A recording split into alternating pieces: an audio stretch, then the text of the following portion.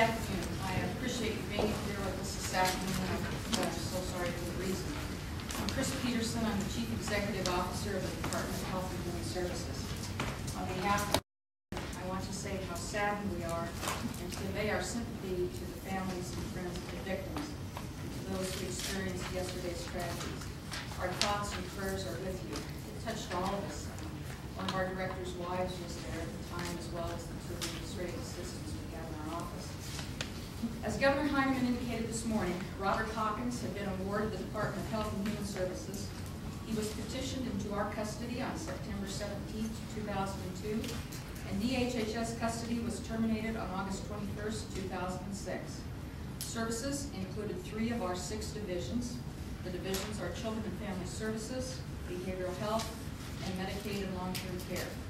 Todd Landry, the Division Director of Children and Family Services, and Scott Adams, the Division Director of Behavioral Health, are here with me this afternoon. Todd will provide information about our case involvement, and Scott will provide information about behavioral health services. Following that, we'll be glad to take questions.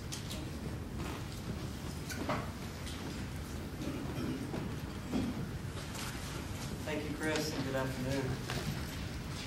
I'm Todd Landry, the Director of the Department of Health and Human Services, Division of Children and Family Services. I want to echo Chris's comments.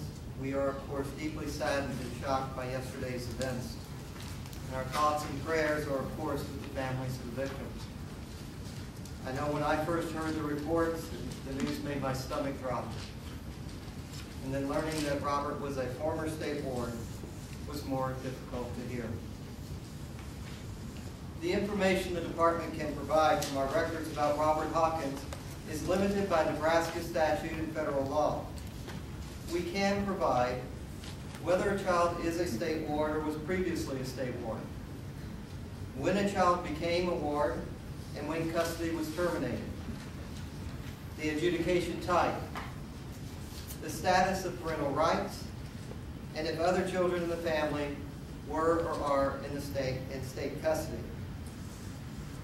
At this time, I can confirm that Robert became a state ward on September 17, 2002 through Sarpy County Juvenile Court at the order of Judge O'Neill as a 3A, meaning it was through no fault of the parent, but that Robert was in need of services.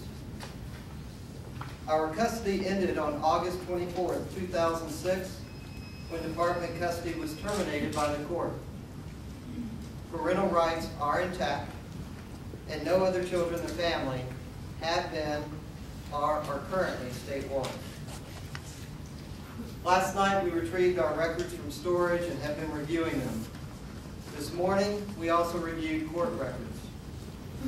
Information in the court record is public unless the record has been sealed. In this case, the record has not been sealed. I will, however, not be able to discuss protected health information as that information cannot be released. Through the court records, I can share that Robert was receiving services before the court placed him in our custody. Our goal was to expand and build on that.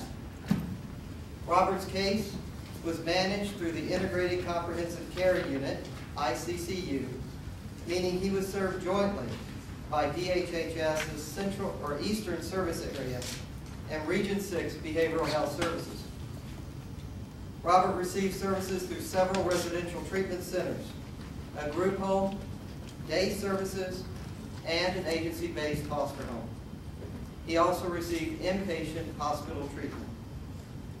Providers included Piney Ridge Center Incorporated in Waynesville, Missouri, Cooper Village in Omaha, Nebraska, Lutheran Family Services of Nebraska, located in Omaha, Nebraska, and Addiction and Behavioral Health Services Incorporated, also in Omaha, Nebraska.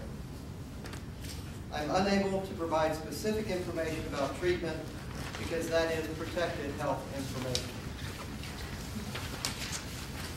This tragedy was not a failure of the system to provide appropriate quality services for a youth who need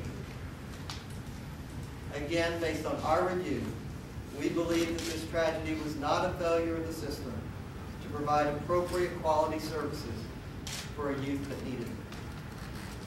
The provision of services was significant, exceeding $265,000 during Robert's time as a state warden.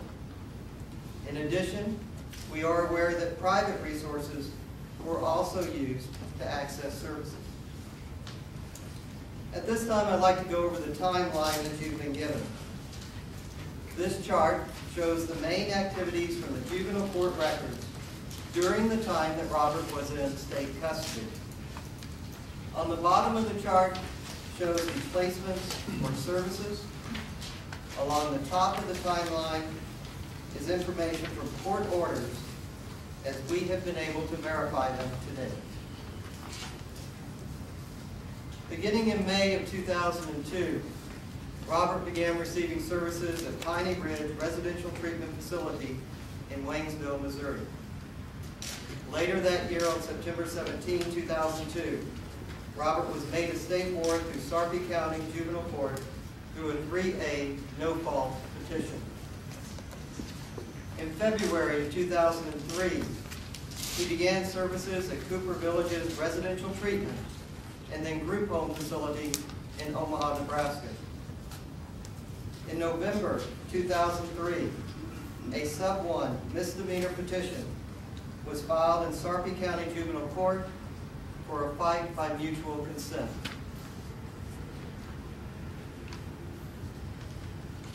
In December of 2004, Robert began services through Lutheran Family Services of Nebraska out of Omaha for agency-based foster care, at the same time receiving day treatment through Cooper Village. In March of 2005, Washington County filed a sub-1 misdemeanor petition for possession with intent to deliver. In fall of 2005, Washington County filed an adult felony charge. We believe this was due to a drug charge. This charge was dismissed in 2006. In August of 2006, Robert was jailed in Washington County for failure to comply. Earlier, in December of 2005, Robert was placed in his father's home in La Vista, Nebraska, and received evaluation services by Addiction and Behavioral Health Services of Omaha, Nebraska. And on August 21st, 2006, DHHS custody was terminated through agreement of the court, DHHS, the treatment provider, the therapist, and Robert's father. We are at this time and will continue to fully cooperate with law enforcement. We are sharing information today with you from records discovered so far, and this is the most that we have at this point. We are continuing our case review and the court record review, and we hope that you will respect the fact that we cannot release some of the information due to state or federal laws. If more information that we can share becomes available, our communication staff will be in contact with you.